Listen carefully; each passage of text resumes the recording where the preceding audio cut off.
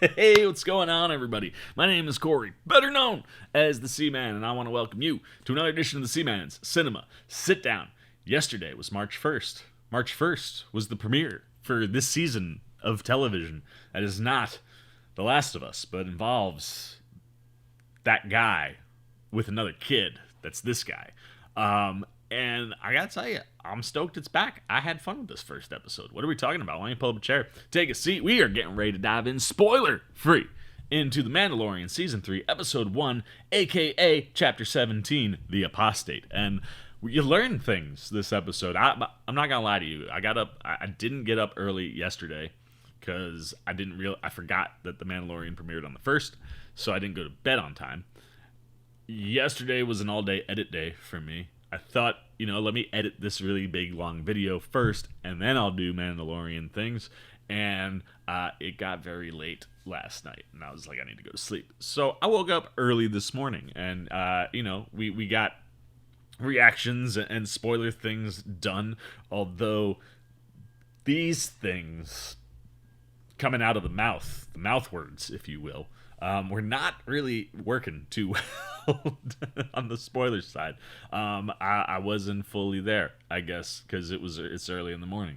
But I hope I'm a little bit more present and better with the mouth words for our non-spoiler discussion on an episode of The Mandalorian that I would say is good, not great, but there's lots of wonderful moments, and I thought this was a really nice ease back into that world, right? Like, it's been a very long time since season 2, and as I said in the spoiler reaction video that you will see after this, so this would be the first time you're hearing it. See, this is where my brain is today. But, like, it is one of those where, the Book of Boba Fett gave us, like, season 2.5, Training got done for this guy.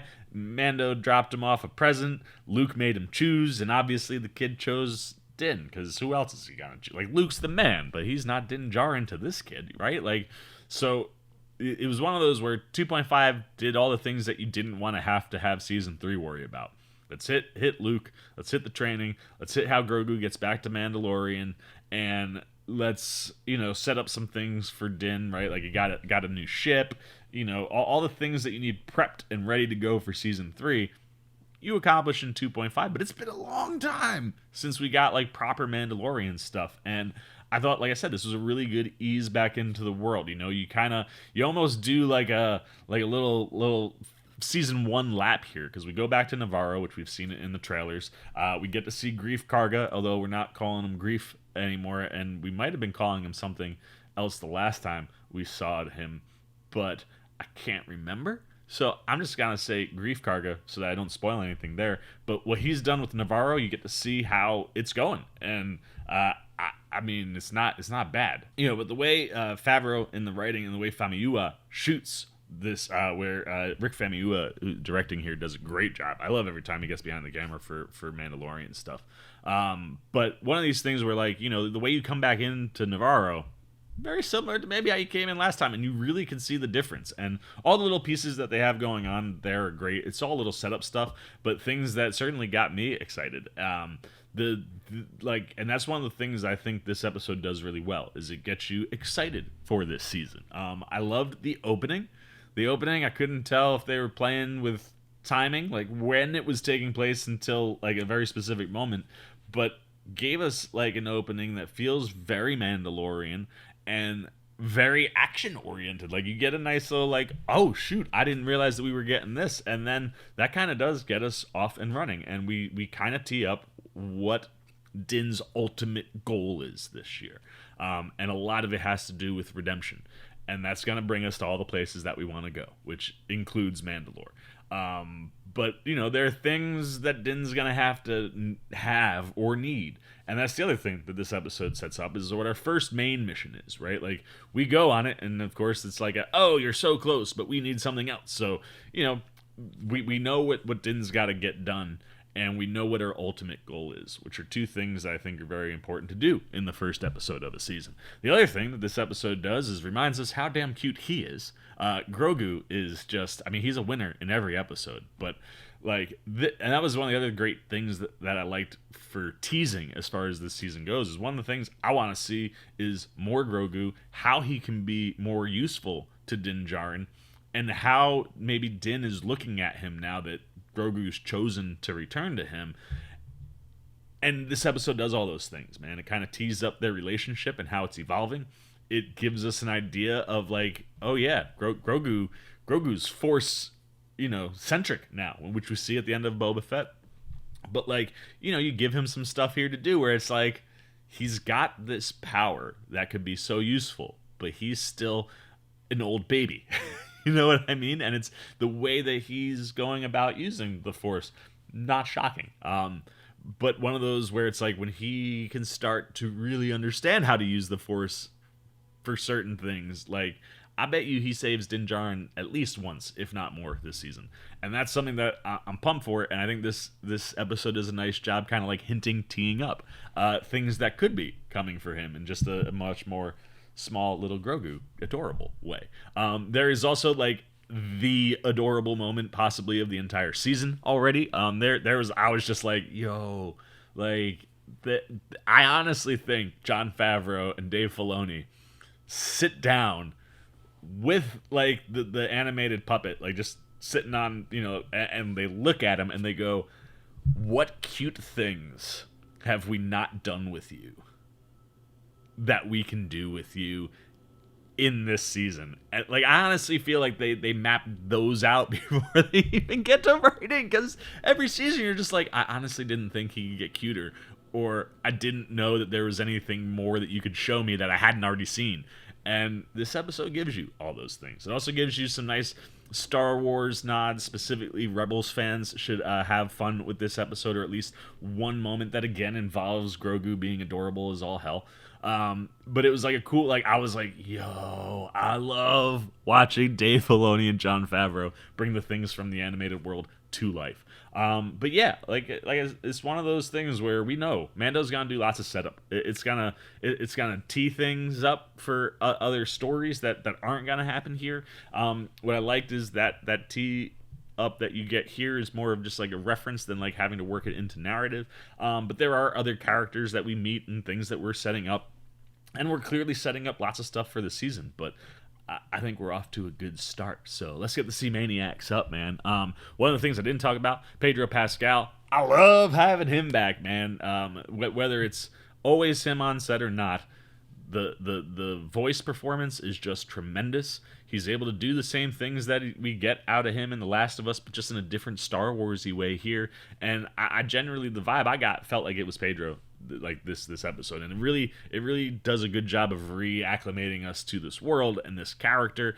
And this character, the stuff for Grogu is great. The stuff with Mando and Grogu is great. And like the way Pedro plays with all the stuff that he's given, I just thoroughly enjoy the different characters that we get to meet. Our buddy Grief Karga that's popping back up, setting up some things.